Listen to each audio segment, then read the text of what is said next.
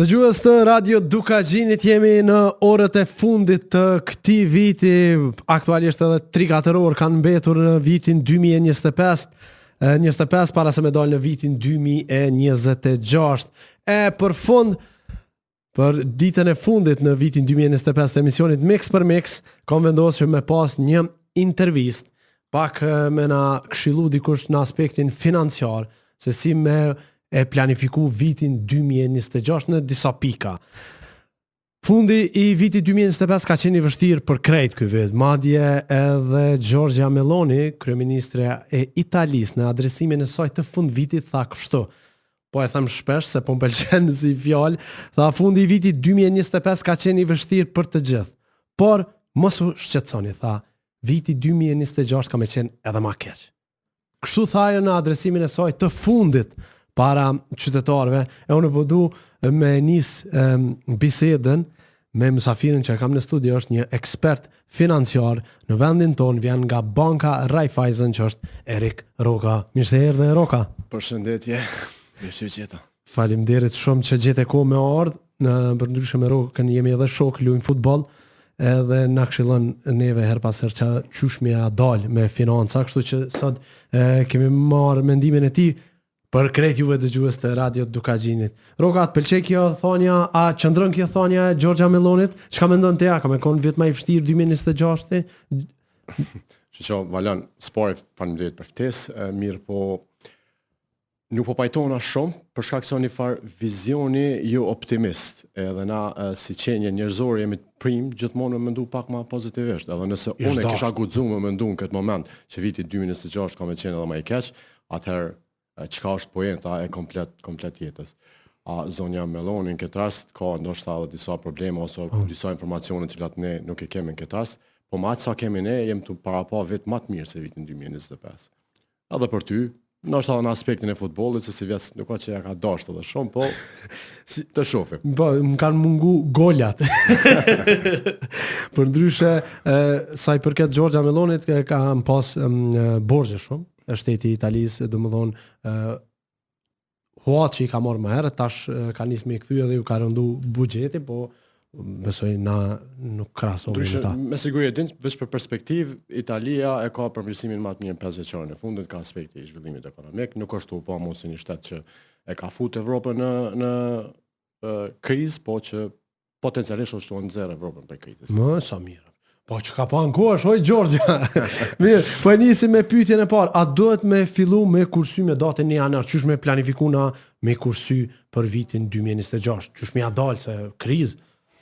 Data, sidomos data 1 janar, është një farë miti psikologjik. Po. Jo vetëm nga aspekti i kursimeve, po në shumë gjana në jetën tonë e vendosin një farë date perfekte. E thojmë data më e mirë për të fillu diçka është 1 janari. Unë personalisht nuk jam fan i datave të caktuara, mirë po gjithmonë jam fan i ditës së nesërme. Marr parasysh që sot është data 31 dhjetor, ditë shumë e mirë për me fillu kursimet është pikërisht data 1 janar. Mirë po jo për faktin që data 1 janar është fillimi i vitit, po për faktin që 1 janar është ditë e re, me shumë mundësi të reja, që po ashtu si duket është fillimi i vitit. Në këtë aspekt, mendoj që nëse kushdo ka plan të mirëfillt, jo dëshirë me kursy, le të fillon prej nesër, për shkak se me të vërtet është mundësi e mirë. Pra, përveç dëshirës, duhet me pas edhe një plan, po, se dëshirë kena krejt. Kursimet duhet me kuptu që përgjithësi financat nuk janë dëshira dhe nuk është motivim. Financat janë planifikim. Qoftë financat individuale, financat e biznesit, të shtetit, apo çka do. Domethënë është vetëm planifikim i mirëfillt i mundësive tona për me kursy, shpenzue, çka do tjetër. Kështu që po. A planifikojnë ma mirë buxhetin çifti apo vetë kur je? Çfarë pyetje? Po tu nis prej përvojave të njerëzve edhe je prej sektorit bankave, din kur të marrin bashkë kredi edhe i kthejnë ndoshta më me rregull. Janë të prim për me pas planifikim më të mirë, Në anën tjetër, mendoj që çiftet, për çka kem pa, për çka analizojmë, janë po ashtu më të paraprirë për me pas të paparashikueshme. Kur je vetë, me një farë forme je të kontrollu disi atë sa mund është ardhmën tënde, kur je në një grup me planifiku diçka, është pak ma problem. Megjithatë, çiftet, sidomos viteve të fundit, për shkak të rritjes së edukimit edhe në Kosovë, po shohim që planifikimet vetë që janë të shku të bo ma mirë e ma mirë. Shumë mirë. Kemi përparime në këtë aspekt, edhe sidomos familjet që kur po bëhen bashkë, po planifikojnë martesën, datën, shpenzimet, blerjen e banesës, edhe sa fëmijë mi bo madje, që është kogja mirë, po besoj. Në Roka, po du me të pyet, janë disa gabime që i bojnë në fund vit, domethënë për vitin e ri. Cilat janë ato 5 gabime, hajde një 5 që i bojnë, që i shpenzojnë paret ose tani edhe në fund i kajmë, thojmë çka kena bo. Vala nëse i bo vetëm 5 gabime, super je. Apo? Te jenë 1%. Apo? Sepse ne jo vetëm fund vitit, po përgjatë vitit bojmë gabime financiare, mos më thonë në baza ditore, po sigurisht në baza javore. Mirë, po kur flasim për 5 gabime klasike që ndodhin, e para, gabimi i parë është që e shpenzojmë atë që nuk e kemi. Shpesh hymë në shpenzime, planifikime ose jo planifikime dhe bojmë shpenzime cilat nuk mundemi as me mbajt veten financarisht. Një gabim tjetër cilin e bojmë është që i premtojmë vetit shumë, mirë po veprimet i kemi mos më thonë 0, mirë po shumë shpesh i kemi veprimet shumë atë vogla se atë që e kemi premtu. A e të folë për mua? Në këtë rast fix. Tu të njoft ty, po që aty e definitivisht. Ose muj me nisë me folë për ty në këtë moment dhe me folë për shpenzime emocionale. Dhe thonë, aj momenti kur i thu vetit, kom meritu që të poshem. Këtë vitin kom punu për këtë poshem. Ose po e bleni san me kostomat madhe, për shkak se më duket që e kom meritu. Ka edhe gabime tjera, po një gabim që gjithmonë më sillet në kokë është mos diskutimi i paras brenda familjes. Ne jemi të prinë edhe si shoqni që brenda familjeve nuk e diskutojmë paran. Dhe deri kur të vjen një problem financiar, një vështirësi financiare, tek atëherë flasim për paran. E kjo është një gabim prej më të mëdhajve që ne mundemi me bo non-stop për sa i përket gabimeve. Gabime ka të ndryshme edhe më të vogla, po megjithatë me bo një farë përmbledhje, këto ishin disa gabimet më të zakonshme. Kur e përmende këtë mungesën e komunikimit në familje, më kujtu një humor i stupcave, po mendoj shumica kështu reagojnë kur ja bon nonës vet në humor në skeç, ku i len 20 euro që ti dhash para 3 muaje. Do me thonë, edhe që aty kur të vjen të një telashe financiare krejt, ankohen, ku i le pare, po ti hargjove këto, se që ka bone me këto? Se pas në di që stupcat jenë Gjakovës, që tash po e marrë vesh. Po, me financiarisht po. Mirë, a mundemi me planifiku në vitin 2026 pa stres financiar? A u dosht ma heret me mendu për këtë punë? Jo, edhe një sen që është në financa, kur nuk ka heret edhe kur nuk ka vonë. Gjithmonë mundet me qenë koha, tashme mundet me qenë me përshtatshme për me fillu diçka. Ka mënyra. Një arsye ndoshta një mënyrë më e mirë me kursy është mos me pas shumë teori rreth kursimeve, mos me pas shumë aplikacione të ngarkuara, me pas një objektiv edhe me përmbajt qasaj objektive për gjatë gjithë kohës. Pastaj është mirë me pas, unë kam dëshime i ndonë 3 kuti, me thonë kështu.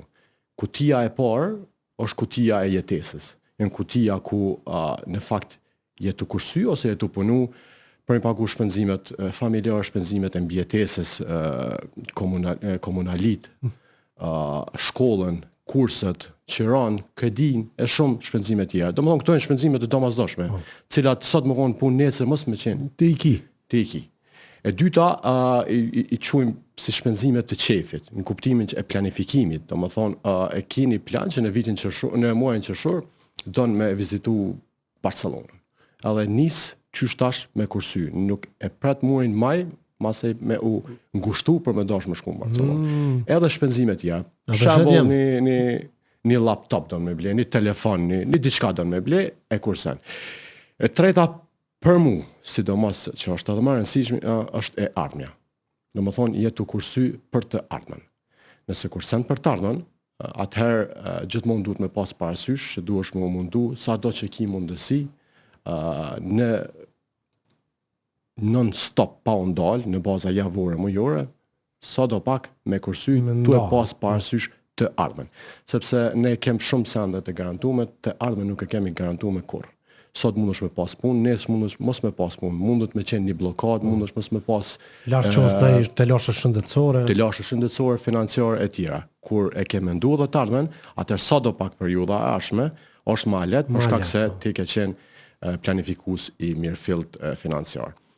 Kur flasim për paran, në momentin mendoj unë që paran nuk e shohim më si emocion, po e shohim si mjet, atëherë që aty bukfalisht edhe ndryshon komplet loja. Paran duhet me pas, në kuptim duhet më konë invisible, duhet më konë e papame. Kur e sheh, e shpenzon. Nëse nuk e sheh, nuk e shpenzon. Nëse kursimin e ki automatik, nuk merresh me këtë punë. Edhe sendi i fundit të kursimi është që kur nuk duhet ja bëj vetit pyetjen, sa po duhet me kursy. Sepse unë ndoshta kam dëshirë me kursy 10.000 në muaj, por nuk kam mundësi.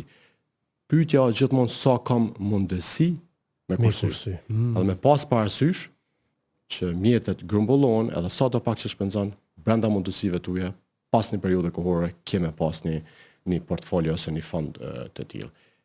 Ndoshta veç me përmbyll edhe me lënë kështu për fond, atëherë kur kemi një edukim më të mirë financiar, është e mundshme që ato mjete që i kursejmë edhe të investojmë.